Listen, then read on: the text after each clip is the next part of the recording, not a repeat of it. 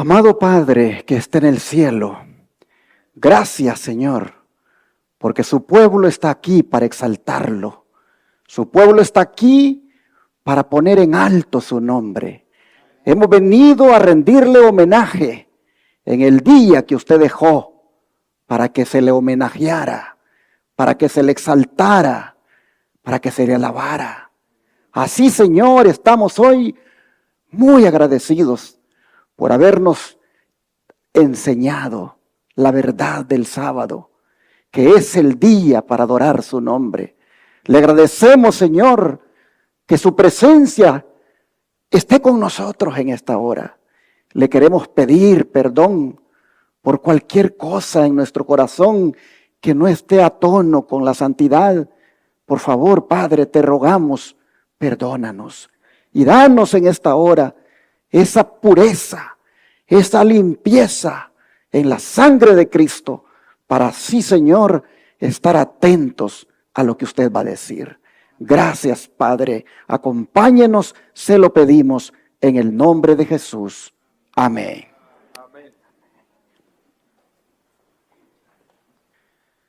Este día vamos a mirar cómo Dios, nuestro Padre, es y será nuestra única esperanza ante la tempestad que se aproxima. Entendiendo el término tempestad como lo que se va a desencadenar después que se imponga la ley dominical. Esa ley dominical universal de la cual tanto los adventistas hemos hablado. ¿Qué cosa es la ley dominical? Es la imposición por decreto legislativo de no trabajar en domingo.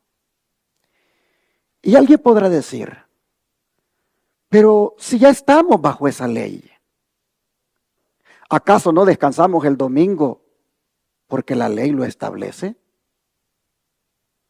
Sí, pero no ha sido enforzada con fines religiosos, como lo fue en la Edad Media, después que el emperador Constantino el Grande, ese emperador romano, emitió la primera ley dominical que se conoce. Aquella ley derivó en persecución en contra de los guardadores del sábado. Pues años después, en el sínodo de la Odisea, entre el año 363 y el 364, los obispos de Roma, de la iglesia de Roma, establecieron que los cristianos no debían judaizarse descansando el sábado, sino trabajar en ese día. Y con eso, aquellos obispos profundizaban la apostasía, pues esa medida era un claro desafío a la ley de Dios. Desde entonces, el obispo de Roma, a cargo de la iglesia, ha estado promoviendo ese falso día de reposo, como es el domingo, y buscando que se tome en cuenta en las leyes ambientales que él dice deben aplicarse para combatir el cambio climático. Y está liderando tan eficazmente este movimiento que hasta los políticos, empresarios y líderes religiosos de diferentes iglesias se le están uniendo, porque el objetivo es muy loable, como es el salvar el planeta de la destrucción. Y para no quitar el dedo del renglón en esto, ha decidido promulgar otra encíclica llamada Laudate Deum, cuyo significado es alabad a Dios, con la cual pretende decirle al mundo lo que se debe hacer en materia climática. Y no nos estuviéramos refiriendo a esa encíclica que pretende firmar esta semana que viene, sino es por lo que él dice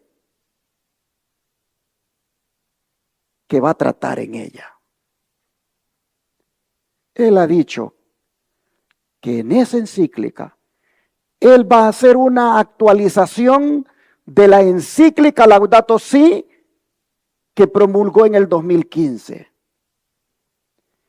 Y tomando en cuenta lo que aquella dice tocante al domingo en conexión con el cambio climático, uno no puede dejar de ver que Laudate Deum es parte del movimiento dominical que, como dijo la mensajera del Señor, se está abriendo paso en las tinieblas.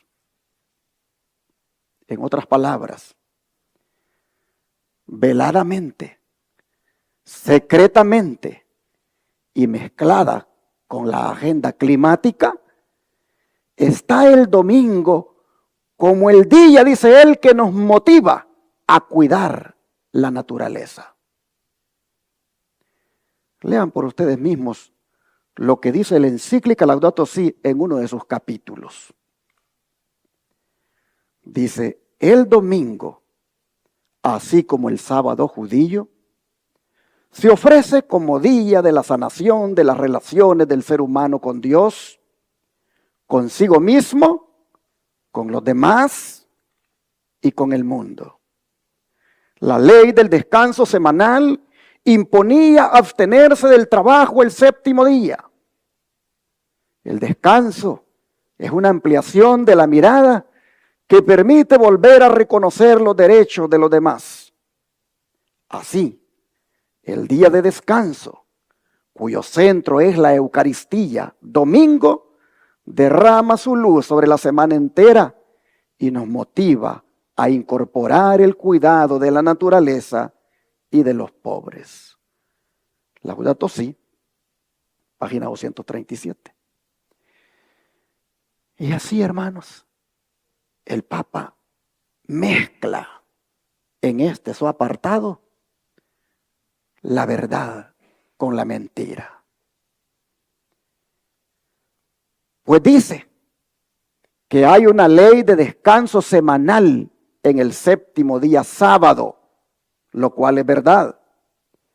Pero que ese día, dice, es igual al domingo que sana las relaciones del ser humano con Dios. Cosa que es mentira. El domingo no es el día de descanso. El día de descanso es el Santo Sábado. Y ese sí sana las relaciones del ser humano con Dios. Porque el que guarda el sábado queda santificado cada vez que lo guarda. Les pregunto, cuando usted se congrega los sábados y termina el día, ¿no queda usted más santificado? Claro que sí.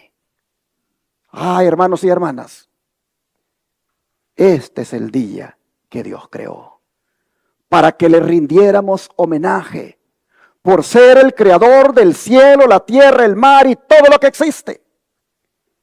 Y esto de que santifica al que lo guarda está debidamente sustentado en las Escrituras en Éxodo 31, versículos 13 al 17.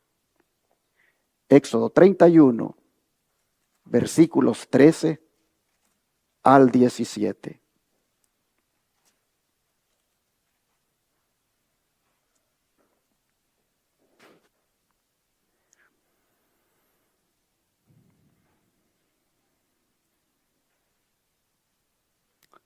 Y dice así: tú hablarás a los hijos de Israel diciendo, en verdad, vosotros guardaréis mis días de reposo, porque es señal entre mí y vosotros por vuestras generaciones, para que sepáis que yo soy Jehová, que os santifico. Así que guardaréis el día sábado, porque santo es a vosotros. El que lo profanare, de cierto morirá. Porque cualquiera que hiciere obra alguna en él, aquella persona será cortada de en medio de su pueblo. 6 días se trabajará, mas el día séptimo es día sábado consagrado a Jehová. Cualquiera que trabaje en el día sábado, ciertamente morirá. Guardarán pues el día sábado todos los hijos de Israel, celebrándolo por sus generaciones, por pacto perpetuo. Señal es para siempre entre mí y los hijos de Israel, porque en 6 días hizo Jehová los cielos y la tierra, y en el séptimo día cesó y reposó. Vean ustedes, hermanos, lo sagrado que es el sábado. No solo es un mandamiento de la santa ley de Dios, sino que por lo que hemos leído, es señal del pacto. La institución del sábado, hermanos, es la señal que Dios tiene para distinguir a los que son suyos de entre los demás pueblos. Al santificar el sábado, los israelitas, hermanos y hermanas, el Señor les daba también su santidad, porque al apartarlos para su servicio en el sábado, ellos venían a ser santos también. Hermanos, miren ustedes, qué tan santo es el sábado, que está escrito esto en el contexto de la construcción del templo, en el contexto de la construcción del tabernáculo. Y básicamente lo que está diciendo es que es tan sagrado el sábado que ni siquiera se debe trabajar en él con propósitos religiosos. Es decir, hermanos, los israelitas, por muy apresurados que estuvieran por construir el santuario, no debían trabajar en él durante el sábado. Y era tan seria la prohibición que el que la pasara por alto, dice, debía morir. Esa severa pena, hermanos, debía recordarles constantemente que la violación del sábado quebrantaba la relación del pacto entre el Señor y el pueblo. El sábado es la señal distintiva de lealtad a Dios, y por lo tanto su violación era gravísima, era un acto de traición al gobierno divino, y eso debía ser pagado con la muerte. Por eso yo le digo a las personas, cuando han andado violando el sábado y vuelven a la iglesia, yo les digo, vuélvase a bautizar. Vuélvase a bautizar porque usted destruyó el pacto. La señal del pacto que Dios hizo con usted, usted la destruyó. Y si ha regresado, bautícese de nuevo y renueve ese pacto con Dios. Es algo delicado, hermanos, esto del sábado. El don de profecía, vean cómo lo dice.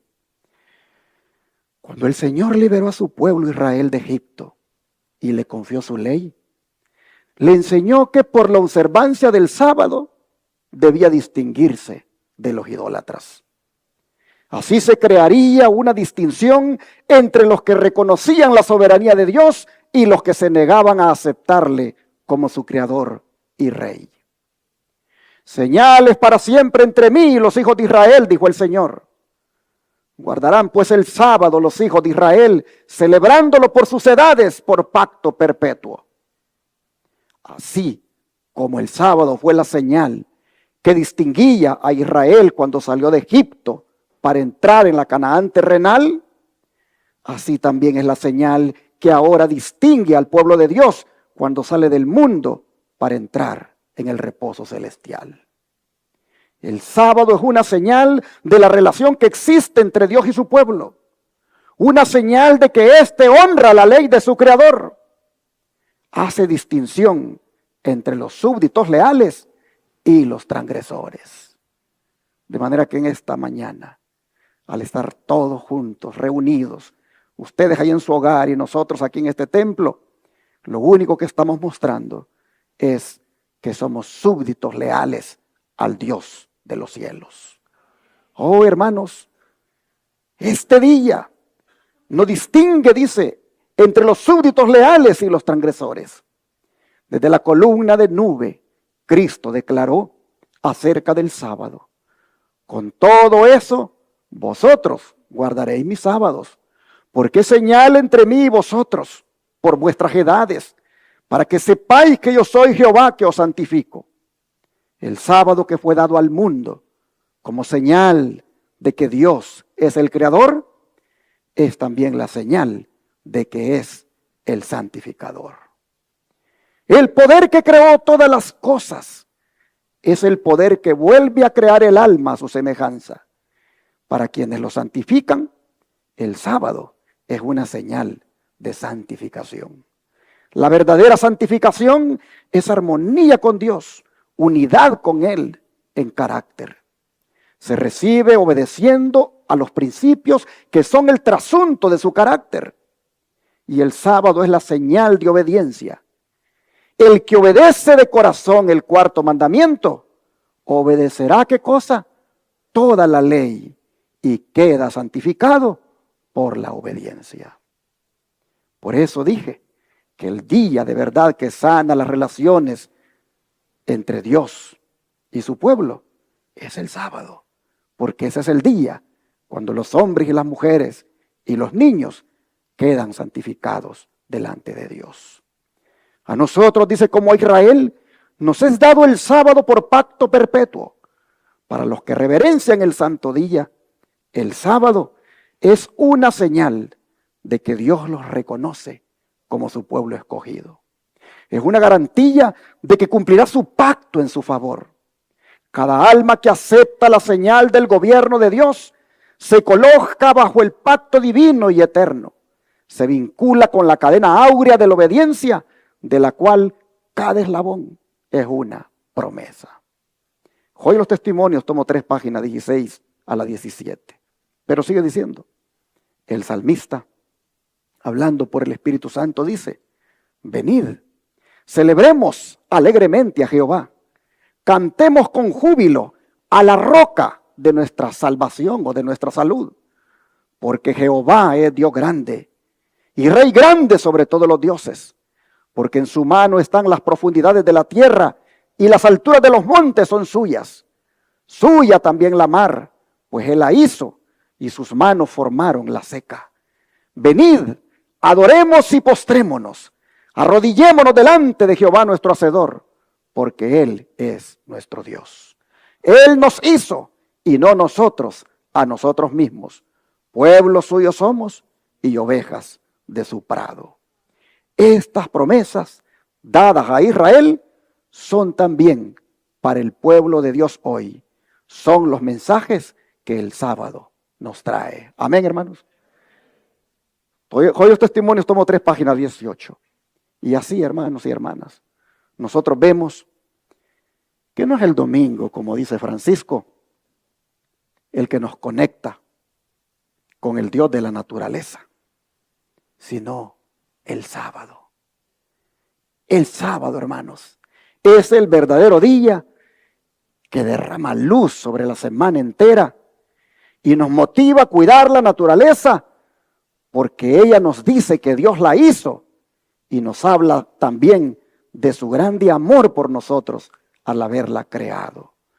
No es como este líder religioso dice que es el domingo. No, hemos leído que es el sábado. Entonces, ¿cuál es el empeño? ¿Cuál es el empeño de la encíclica Laudato Si, donde recomienda al mundo las medidas que se deben tomar para combatir el cambio climático, ¿cuál es el empeño de querer allí también poner el domingo como el día que nos motiva a incorporar el cuidado de la naturaleza, como el día que sana las relaciones del ser humano con Dios, con los demás y con el mundo? ¿Cuál es el empeño de querer hacer eso si el domingo no tiene ninguna autoridad bíblica, no tiene ninguna santidad? Oh, hermanos y hermanas, sin duda, lo que él busca es que con las leyes ambientales que se aprueben en los diferentes países para contener el daño que la tierra sufre por el cambio climático, sin duda que junto con esas leyes ambientales también se vaya la del domingo, so pena de sufrir penalidades si no se obedecen. Posiblemente alguien diga que esto es una teoría de conspiración, pero quien conoce cómo ha obrado Roma en el pasado, sabe muy bien que Roma nunca cambia. Hoy, como el camaleón, es verde, pero ¿quién dice que luego no se va a poner rojo para perseguir a los que no obedezcan? Por eso, como guardadores del sábado, debemos estar alertas en torno a lo que está pasando. Porque en torno al medio ambiente, en torno al cambio climático, se van a fraguar leyes que van a ir en contra de la libertad religiosa. Ya hemos leído que los desastres relacionados con el clima no se van a detener. Ya hemos leído que vendrán más terremotos, más tornados, más huracanes, más tormentas asesinas, más pandemias. ¿Por qué? Porque el Espíritu de Dios se está retirando gradualmente de la tierra y Satanás aprovecha para traer muerte y destrucción. Y lo que es más complicado es que a los guardadores del sábado se les culpará por no aceptar la ley dominical. Por eso el don de profecía nos dice que debemos estar alerta. ¿Por qué? Porque detrás de estas leyes, en las tinieblas, secretamente, ahí va el domingo. Mire lo que dice el don de profecía. Dios ha revelado lo que ha de acontecer en los postreros días, a fin de que su pueblo esté preparado para resistir la tempestad de oposición e ira. Aquellos a quienes se les ha anunciado los sucesos que les esperan, no han de permanecer sentados en tranquila expectación de la venidera tormenta, consolándose con el pensamiento de que el Señor protegerá a sus fieles en el día de la tribulación. Y esto no lo dice porque no sea cierto que no nos va a proteger, sino en el sentido de que Él va a proteger a los que nos preparemos espiritualmente ahora. Hemos de ser, dice, como hombres que aguardan a su Señor, no en ociosa expectativa, sino trabajando fervientemente con fe inquebrantable. No es ahora el momento de permitir que nuestras mentes se esfrasquen en cosas de menor importancia. Mientras los hombres están durmiendo, Satanás arregla activamente los asuntos de tal manera que el pueblo de Dios no obtenga ni misericordia ni justicia. Y ahora está subrayado lo que aparecía en la portada de mi tema. El movimiento dominical, dice, se está abriendo paso en las tinieblas. Los dirigentes están ocultando el fin verdadero Y muchos de los que se unen al movimiento no ven hacia dónde tiende la corriente que se hace sentir por debajo. Los fines que profesan son benignos y aparentemente cristianos, pero cuando hablen se revelará el espíritu del dragón. ¿Quién no quiere tener un planeta saludable? ¿Quién no quiere tener un planeta donde el clima sea agradable para vivir en él? Hermanos, pero tras los fines que se persiguen con la Agenda 2030 y que van allí entrelazados para contrarrestar el cambio climático, qué interesante que los fines, aunque son benignos y aparentemente cristianos, llevan como elemento por parte de esta autoridad religiosa el que el domingo no se trabaje por ley, el que el domingo se dedique para tener esa mirada, dice, contemplativa, y que más bien se dedique a la familia.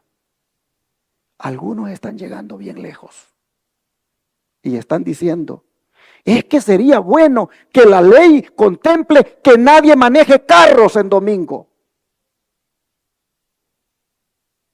para no contaminar el planeta. Y así todo el mundo está en la casa. Hermanos, los fines que profesan son benignos y aparentemente cristianos, pero cuando hablen se revelará el espíritu del dragón. Como pueblo, dice, no hemos hecho la obra que Dios nos ha confiado. No estamos listos para la crisis que nos impondrá la promulgación de la ley dominical. Es deber nuestro, mientras vemos las señales de que se acerca el peligro, levantarnos y obrar. Deben ascender a Dios oraciones fervientes y eficaces para que esta calamidad sea diferida hasta que podamos realizar la obra que durante tanto tiempo ha sido descuidada. Nosotros deberíamos de orar porque el Señor desbarate los planes de los impíos. Deberíamos de orar para que de aquí al 2030, que es cuando ellos pretenden haber implementado esta agenda en favor del clima, en favor de la sexualidad pervertida. Mis hermanos, nosotros deberíamos de orar para que Dios desbarate esos planes y no se establezcan sino hasta cuando todo el mundo haya escuchado la voz del tercer ángel. Deberíamos de orar por eso. Dice, elévense oraciones muy fervientes y luego trabajemos en armonía con nuestras oraciones. Puede parecer que Satanás triunfa y que la verdad está abrumada por la mentira y el error. Pero Dios quiere que recordemos cómo en lo pasado Él salvó a su pueblo de sus enemigos. Siempre eligió para manifestar su poder los momentos de extrema necesidad, cuando no parecían tener posibilidad de verse librados de la acción de Satanás. La necesidad del hombre es la oportunidad de Dios. Siempre ha sido así. Siempre ha sido así. La necesidad del hombre es la oportunidad de Dios. Cuando Eliseo estaba para cruzar el río Jordán, aparentemente el río era un obstáculo, pero resultó que el obstáculo desde el punto de vista humano se convirtió en la oportunidad de Dios para manifestar su poder. Pues cuando Eliseo dijo, ¿dónde está el Dios de Elías? Y golpeó aquellas aguas, el río se dividió en dos y Eliseo pudo caminar en seco. El obstáculo que el hombre tenía enfrente se convirtió en la oportunidad de Dios. La necesidad del hombre de poder caminar en seco para cruzar al otro lado se convirtió en la oportunidad de Dios. Así que, hermanos y hermanas, solo debemos orar para que los obstáculos que aparentemente se ve que se perfilan en el horizonte como resultado de estas agendas ocultas, oh hermanos, solo debemos orar para que esos obstáculos sean la oportunidad para que Dios demuestre su poder. Hermanos míos, dice, comprendéis que vuestra propia salvación, como también el destino de otras almas, depende de los preparativos que hagáis para la prueba que nos espera. Tenéis el celo intenso, la piedad y la devoción que os capacitarán para subsistir cuando hayáis de hacer frente a la oposición. Si alguna vez Dios habló por mí, llegará el momento cuando seréis llevados ante concilios y se criticará severamente todo punto de la verdad que sostenéis. El tiempo que tan pródigamente se desperdicia ahora debiera dedicarse al encargo que Dios nos ha hecho de prepararnos para la crisis inminente. Consejos para la Iglesia, página 610 a la 612. Quiero destacar esta última parte. El tiempo que tan pródigamente se desperdicia ahora debiera dedicarse al encargo que Dios nos ha hecho de prepararnos para la crisis inminente. Este es un tiempo, hermanos, donde requiere que usted y yo tomemos en serio nuestra relación con el Señor. Este es el tiempo donde usted y yo debe romper completamente con cualquier pecado acariciado, con cualquier prejuicio que alberga en el corazón contra alguien. Este es el tiempo de que su corazón esté limpio delante de Dios. Usted no puede darse lujo en estos tiempos de estar con una doble vida, tener una doble cara, fingir que es una cosa, pero por detrás es otra. Este no es el tiempo de estar en eso, hermanos. Como dice aquí la sierva del Señor, el tiempo que tan pródigamente se desperdicia, dediquémoslo para ese encargo de prepararnos para la crisis. Y una de las formas de prepararnos para esta crisis es, como dice nuestro tema, no olvidándonos de que Dios es nuestro Padre. ¿Por qué? Porque en la crisis que nos espera, nuestro Padre no nos va a abandonar. ¿Hay aquí algún padre que haya abandonado a su hijo alguna vez? Si usted que es bueno, o mejor dicho, si usted que es malo, si usted que es imperfecto, no ha abandonado a su hijo, ¿cómo cree usted que Dios lo va a abandonar? Así que no se nos olvide que en el movimiento dominical que se está abriendo paso en las tinieblas, con encíclicas aparentemente inofensivas, no se nos olvide, hermanos, que Dios es nuestro Padre. Porque al que se le olvide que Dios es nuestro Padre, lo que le va a entrar es un pánico. Lo que le va a entrar es una aflicción. De saber que acompañado con una ley dominical en un futuro, va a venir el hecho de que no podrá comprar ni vender y que se enfrentará a calamidades. Pero si sabemos que Dios es nuestro Padre, hermanos y hermanas, qué seguridad nos da eso, ¿no es cierto? La Biblia enfatiza que Dios es nuestro Padre.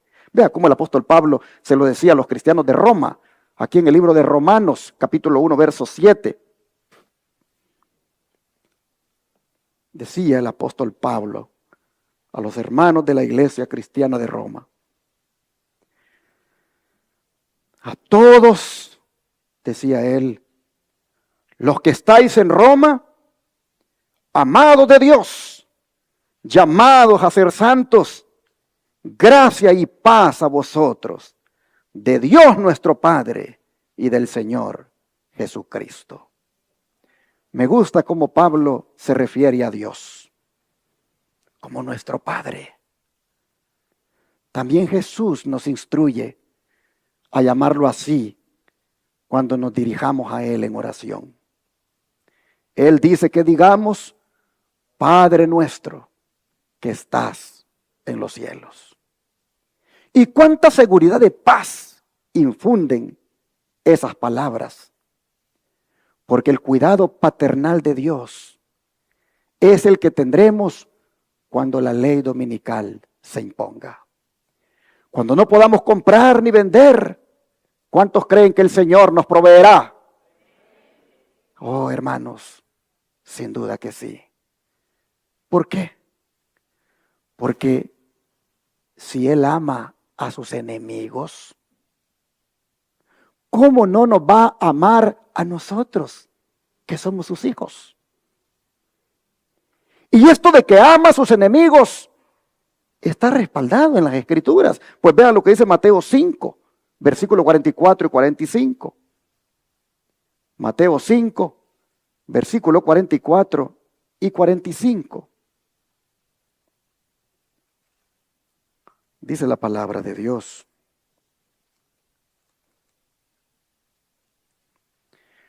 Mateo 5, versículos 44 y 45.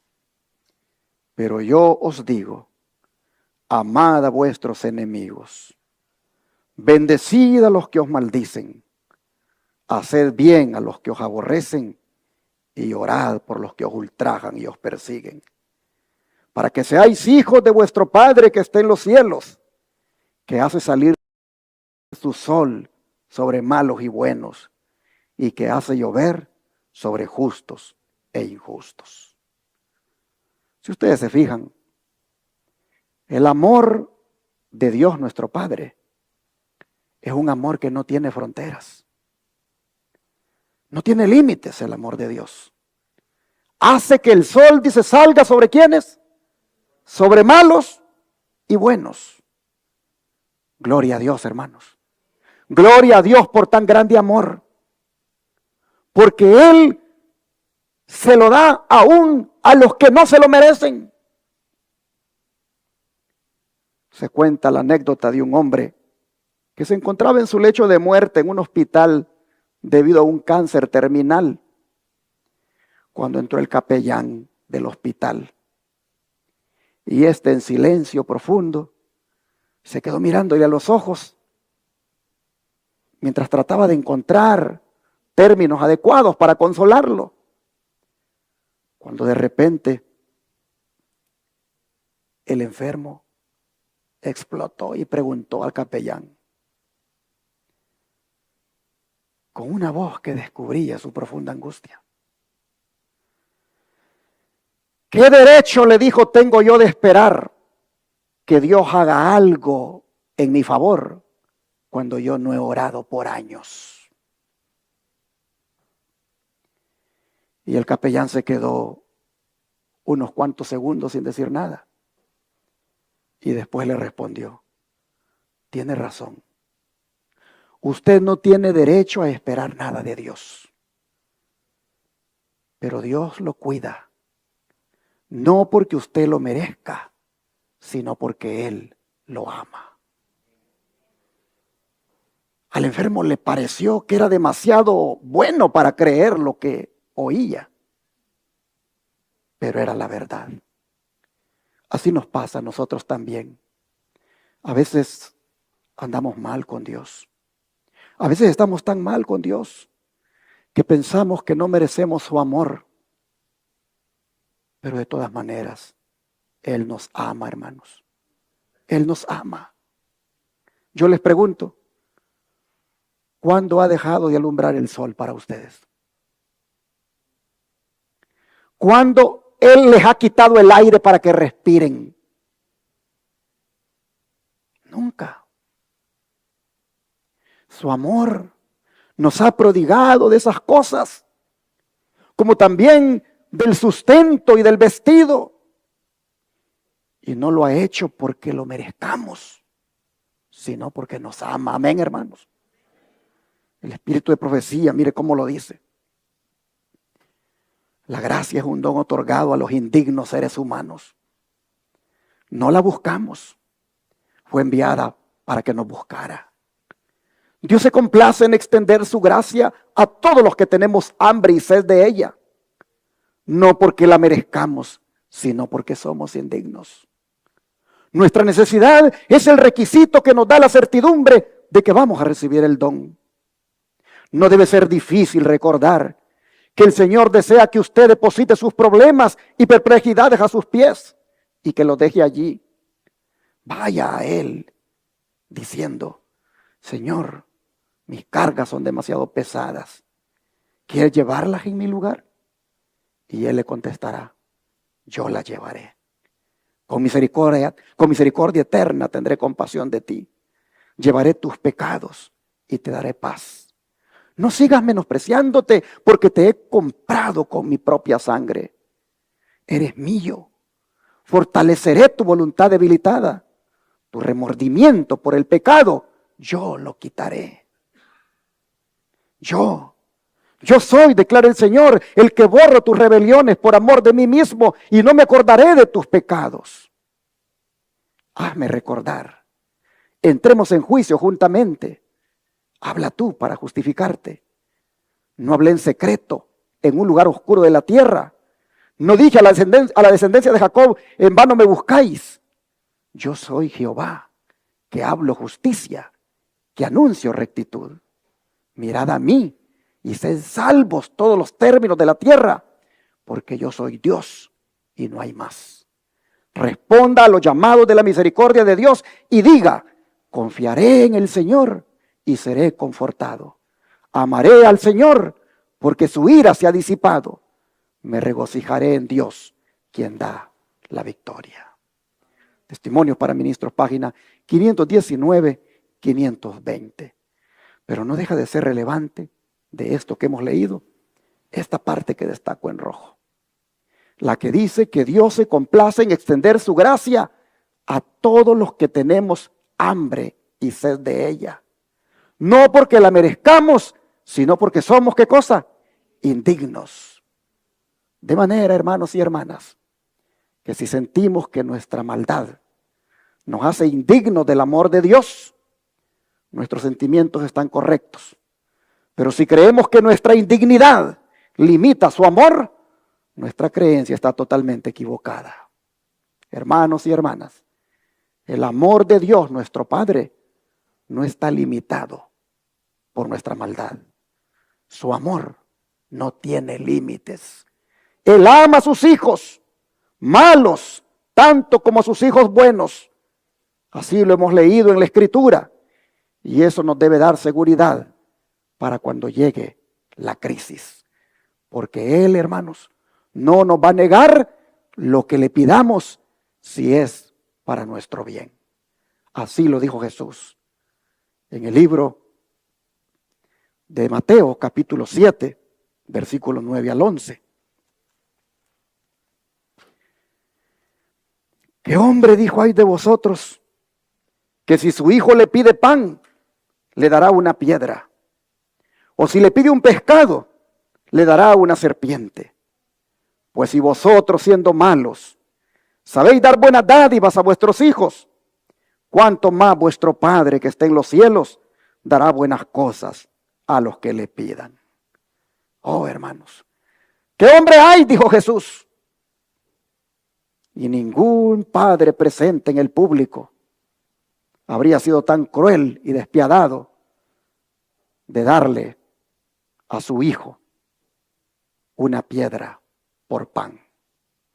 Así, mis hermanos, nosotros también tenemos que tener en claro que Dios es nuestro Padre. Y como Padre amante y misericordioso, nos va a dar lo que le pidamos, siempre y cuando eso sea lo mejor para nosotros. A veces no creemos estas cosas porque hemos pedido algunas veces y Él no nos ha dado lo que le hemos pedido. Pero no se nos olvide, hermanos, que así como usted como padre no le da todo lo que su hijo le pide, así también Dios, nuestro Padre, no nos da todo lo que le pedimos, porque eso que le pedimos no va a ser lo mejor para nosotros. Yo le estoy pidiendo algo a Él desde hace días, pero no me lo ha dado. Y yo le he dicho, no voy a dejar de pedírtelo hasta que me des la convicción de que te estoy ofendiendo con esto. Pero yo te lo pido, porque no te lo pido para mí, te lo pido para tu obra. Y si tú quieres que nosotros como iglesia podamos avanzar teniendo eso que te pido, dámelo. Pero si no es así como tú quieres que caminemos, yo acepto tu voluntad. Pero no voy a dejar de pedírtelo mientras yo no sienta la convicción que te estoy ofendiendo con esto. ¿Por qué le hablo así al Señor? Porque también dice la palabra, orad sin cesar. Y que hay que perseverar en la oración. Yo le digo, dímelo por favor. Porque yo estoy consciente que lo que le estoy pidiendo, Él nos lo puede dar. Yo le estoy pidiendo algo que no es para mí. Yo le estoy pidiendo algo que es para su obra. Y yo sé que Él nos lo puede dar. Y por eso se lo pido y no dejo de pedírselo. Pero no me lo ha dado. Pero por eso yo voy a decir que Dios es un Dios malo. Que Dios es un padre que no oye a sus hijos. No. Solamente que Él en su sabiduría determina si lo da o no lo da, o cuándo lo da. Así, hermanos y hermanas, nosotros debemos saber que si los padres terrenales, aun siendo malos, no hacen una cosa de esas, de darle piedra por pan a un hijo, sino que si pan le pidió, pan le da. Así nosotros debemos de saber que Dios, que es mucho más bueno, que Dios, que sí es bueno, que Dios, que sí es misericordioso, nos va a dar las cosas en el tiempo de Él y como Él quiera darlo. Solo debemos nosotros, hermanos, no afanarnos y esperar en Él, porque Él hará. ¿Qué nos dijo Él en el libro de Lucas? Vamos a Lucas capítulo 12, versículo 22 al 31. Lucas capítulo 12, versículo 22 al 31.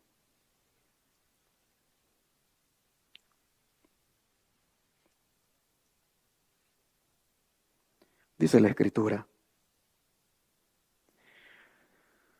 Dijo luego a sus discípulos: por tanto os digo, no os afanéis por vuestra vida, qué comeréis, ni por el cuerpo, qué vestiréis. La vida es más que la comida, y el cuerpo que el vestido. Considerad los cuervos, que ni siembran ni ciegan, que ni tienen despensa ni granero, y Dios los alimenta. ¿No valéis vosotros mucho más que las aves? ¿Y quién de vosotros podrá con afanarse añadir a su estatura un codo? Pues si no podéis ni aun lo que es menos, ¿por qué os afanáis por lo demás? Considerad los lirios, cómo crecen, no trabajan ni hilan, mas os digo que ni aun Salomón con toda su gloria se vistió como uno de ellos. Y si así viste Dios la hierba que hoy está en el campo y mañana es echada al horno, ¿cuánto más a vosotros, hombres de poca fe? Vosotros pues no os preocupéis por lo que habéis de comer, ni por lo que habéis de beber, ni estéis en ansiosa inquietud, porque todas estas cosas buscan las gentes del mundo, pero vuestro Padre sabe que tenéis necesidad de estas cosas. Mas buscad el reino de Dios y todas estas cosas os serán añadidas. Noten, hermanos, la vida es más importante que el alimento, dijo Jesús, pero el reino de Dios es más importante que cualquiera de los dos. El hombre solo debe afanarse, según la lectura, por lo que es más esencial. La razón por la cual un cristiano no debe dedicar su vida a la obtención de posesiones materiales es porque Dios sabe lo que necesitamos y nos lo va a proporcionar en su tiempo y en su manera. Y con esto no digo que no hay que trabajar, que no hay que hacer nuestra parte, sino que cuando hablo de no dedicar su vida, es en el sentido de que a Dios lo deja a un lado por estar detrás de las cosas materiales, que no guarda ni el sábado porque cree que se va a morir si no trabaja ese día, olvidándose de que a Dios le sobra lo que a usted le hace falta.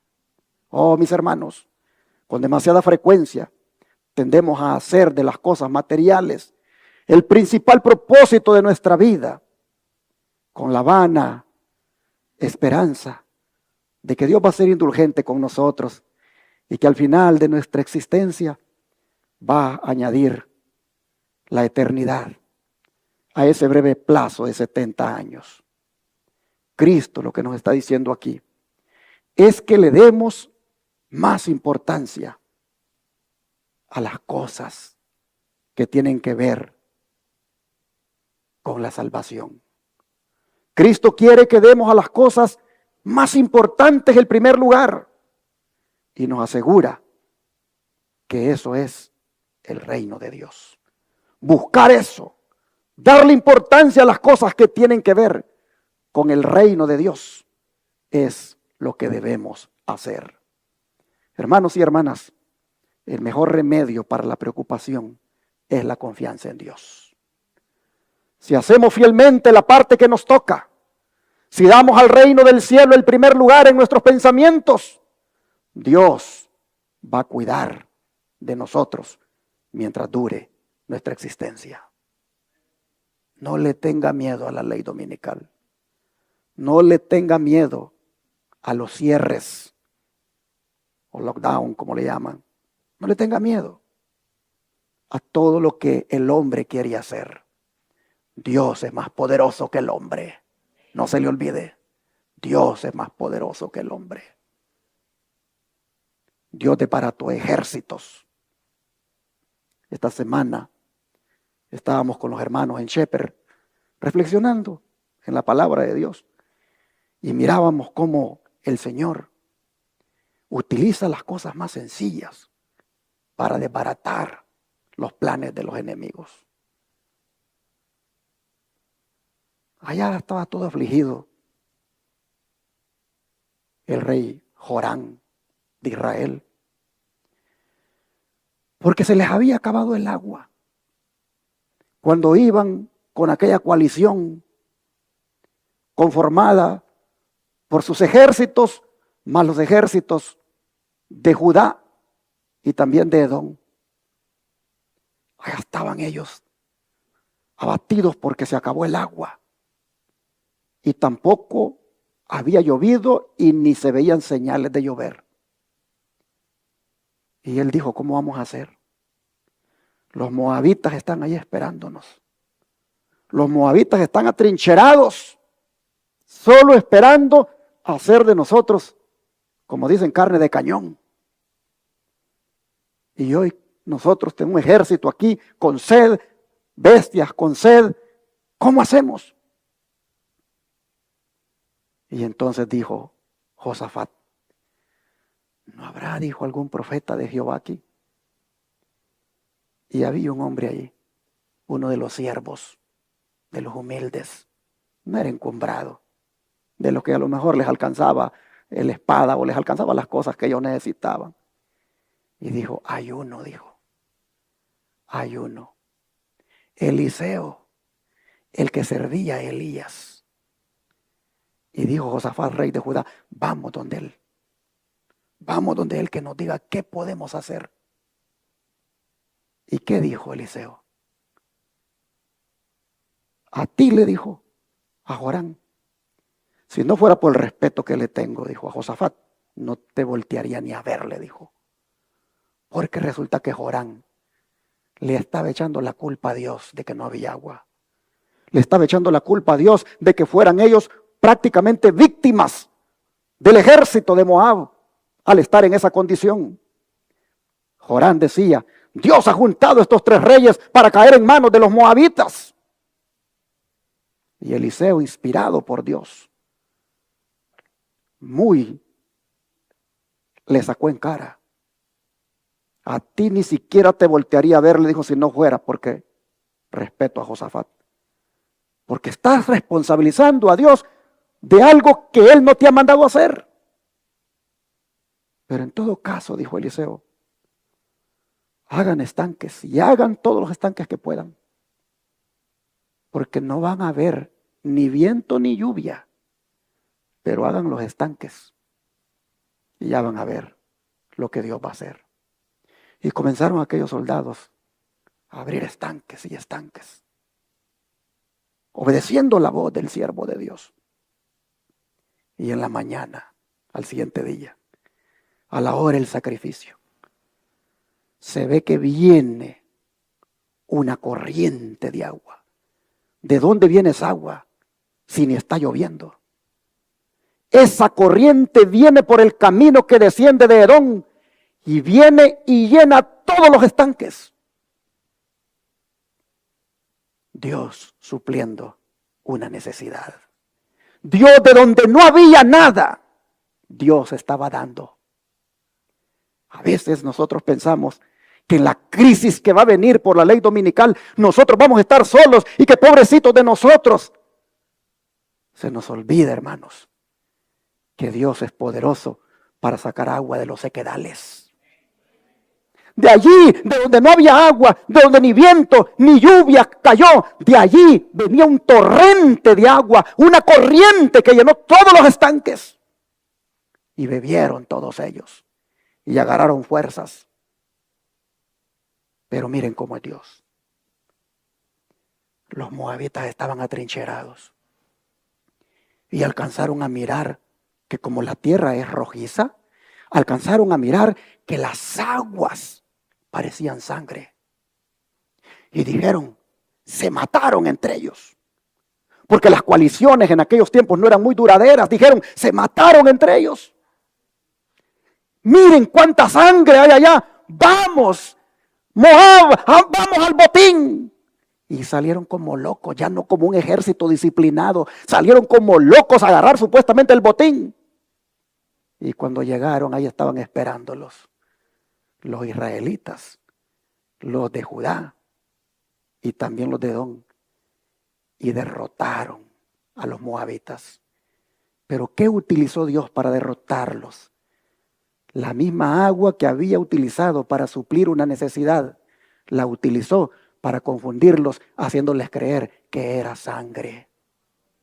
Oh, hermanos y hermanas, ese es el Dios al que servimos. Ese es el Dios al que adoramos. Ese es el Dios que nos va a acompañar en la crisis. Ese es el Dios que cuando venga la situación que aprieta, no nos va a abandonar, hermanos. No lo olvidemos.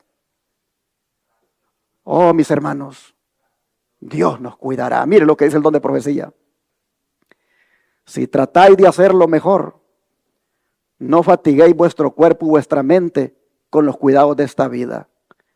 No malogréis vuestra experiencia religiosa por las preocupaciones, sino confiad en que el Señor trabajará por vosotros y hará por vosotros lo que no podéis hacer por vosotros mismos.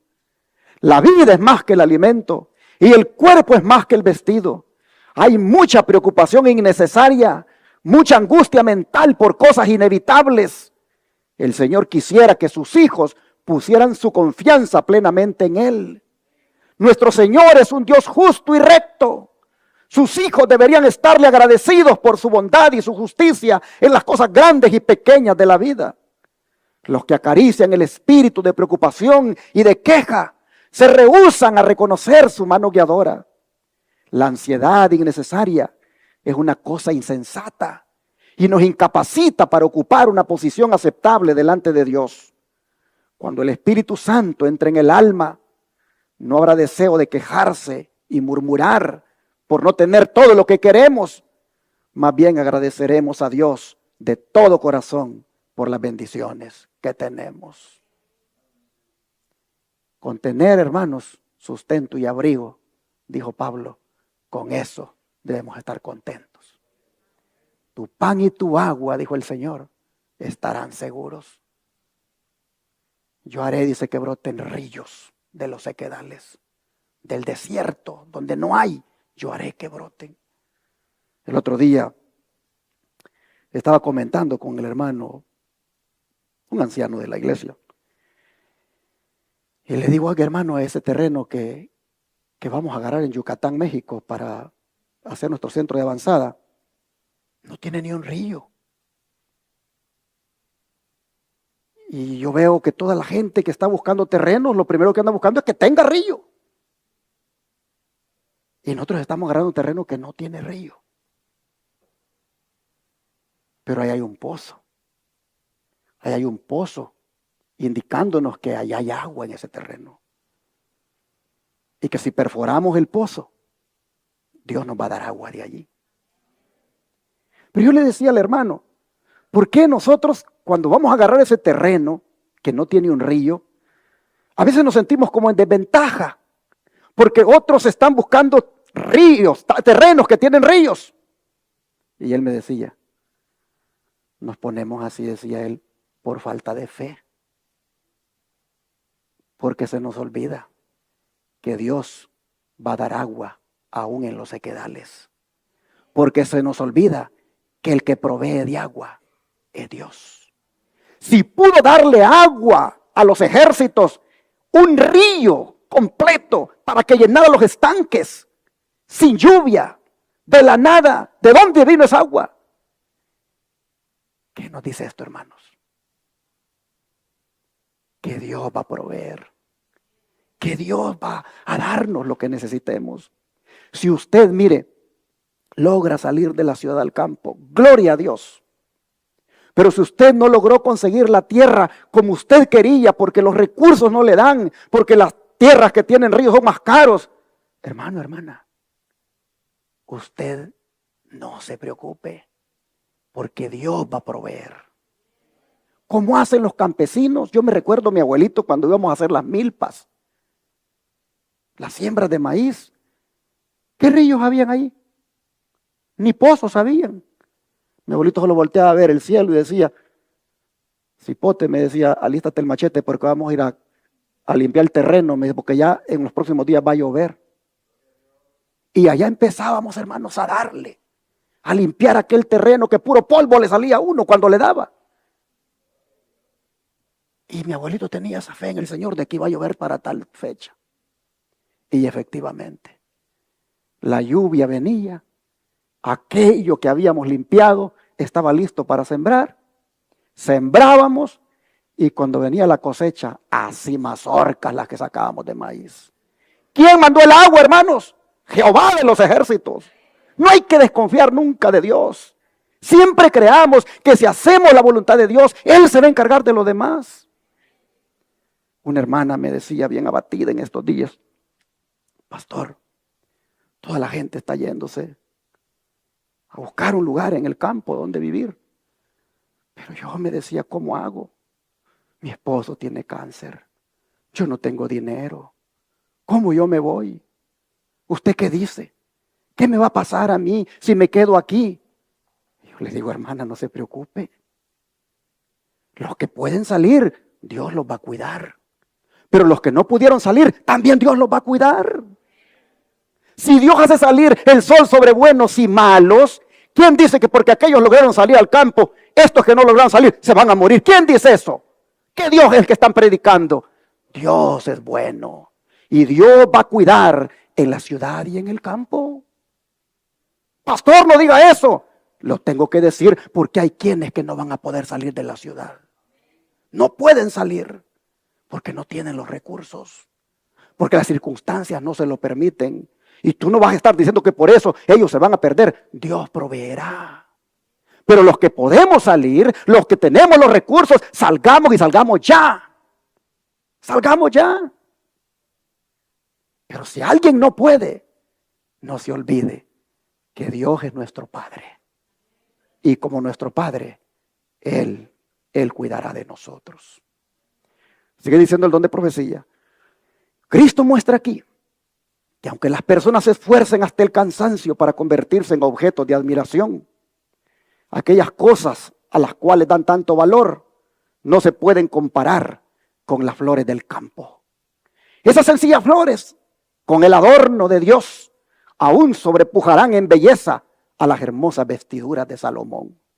Si los lirios del campo son objetos sobre los cuales el supremo artífice ha impartido cuidado, haciéndolos tan bellos que sobrepujan la gloria de Salomón, el más grande rey que jamás haya empuñado un cetro. Si la hierba del campo ha sido hecha de modo que constituya una bella alfombra para la tierra, podemos formarnos una idea de la consideración que Dios dispensa al hombre que ha formado a su imagen. El supremo artífice llama nuestra atención a las flores inanimadas del campo, destacando los bellos tonos y la maravillosa variedad de matices que puede poseer una flor. De ese modo, Dios ha revelado su habilidad y cuidado. Así quería mostrar el gran amor que tiene por cada ser humano. Cada flor es una expresión del amor de Dios. Y sigue diciendo, las flores del campo, en su infinita variedad, siempre cumplen la función de deleitar a los hijos de los hombres. Dios alimenta cada raíz para expresar su amor a todos los que son enternecidos y subyugados por las obras de sus manos. No necesitamos ninguna exhibición artificial. El amor de Dios se representa con las bellas obras de su creación. Estas cosas significan más de lo que muchos suponen. Y sigue diciendo, a pesar de que sobre la tierra fue pronunciada la maldición de que produciría espinos y cardos, hay una flor en el cardo. En el mundo no todo es tristeza y desgracia. El gran libro de la naturaleza de Dios está abierto para nuestro estudio y de él debemos obtener más excelsas ideas de su grandeza y amor y gloria insuperables.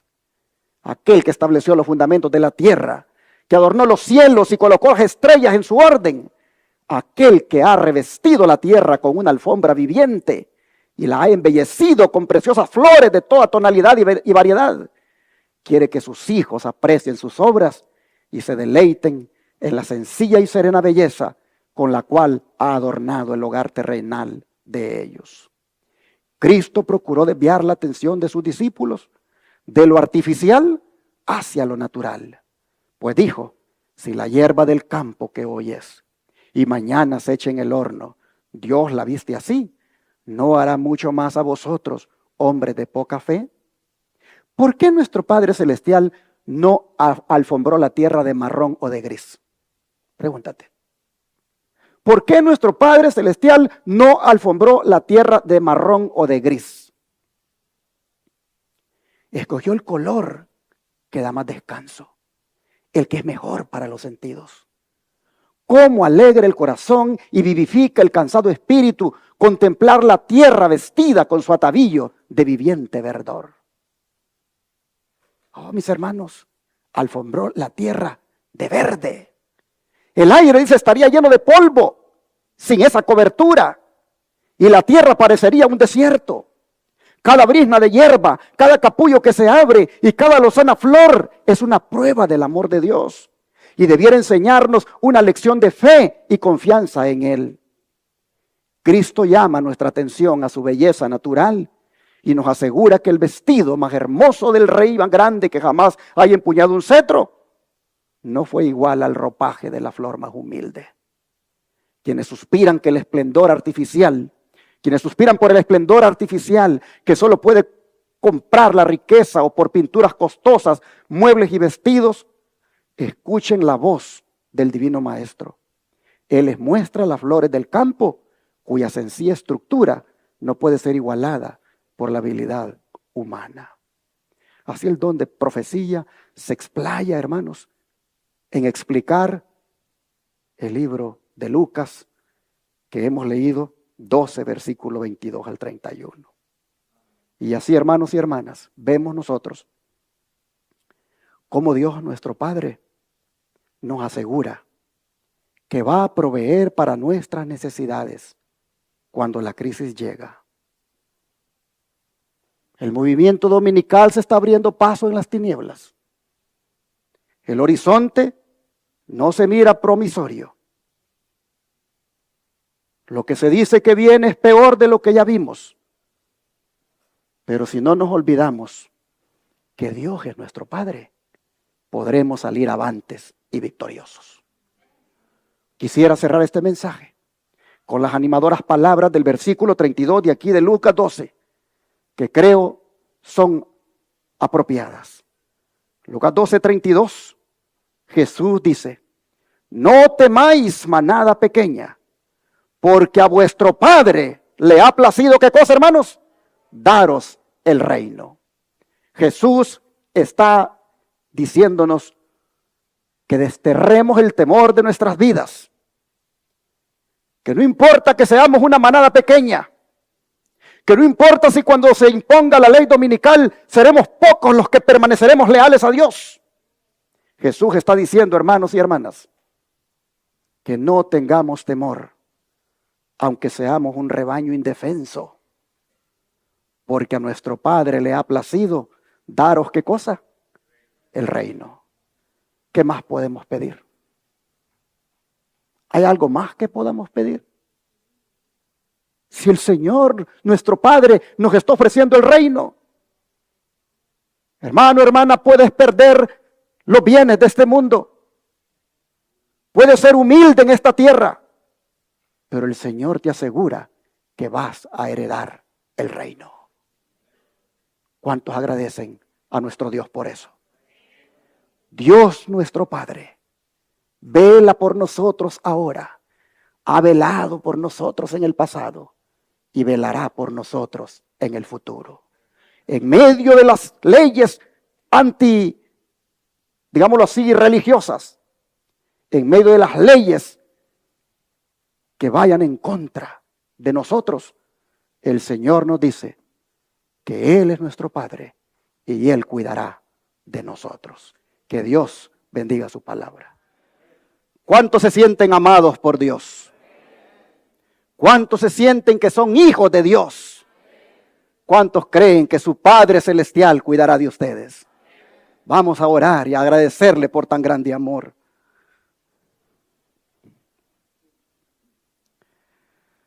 Amado Padre, hemos puesto en perspectiva el futuro que nos espera con esa ley dominical que se perfila, disfrazada, Señor, de cosas bonitas, de cosas inclusive aparentemente cristianas. Nosotros vemos que va allí incluido esa rebelión, esa apostasía, ese desafío a tu santa ley, al usurpar el verdadero día de reposo como es el sábado y promover uno falso como es el domingo. Pero al ver nosotros, Señor, esa perspectiva que traerá consecuencias en contra de nosotros como pueblo, por el hecho de ser leales, por el hecho de permanecer siempre del lado de la verdad, al ver, Señor, que grandes riesgos podríamos correr, hasta incluso de perder la vida, hoy, Señor, también nos hemos aferrado de ti, pues hemos vuelto a afirmar la verdad de que tú eres nuestro Padre y que como hijos tuyos seremos cuidados por ti. Ayúdanos, Señor, a ser hijos obedientes, a ser hijos que te aman, a ser hijos que te honran, a ser hijos que hacen lo recto delante de tus ojos y a creer de que tu amor por nosotros es siempre fiel y verdadero. Padre, te rogamos que cuando vengan las crisis, cuando vengan las pruebas, oh Señor, el amor tuyo nos inunde, el amor tuyo nos llene, el amor tuyo nos conforte.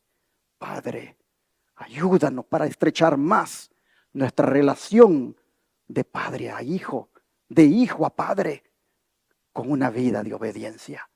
Padre, te rogamos que esta fe en ti, esta confianza en ti, no la perdamos y que siempre nos aferremos de tus promesas. Te lo pedimos en el nombre de Jesús. Amén.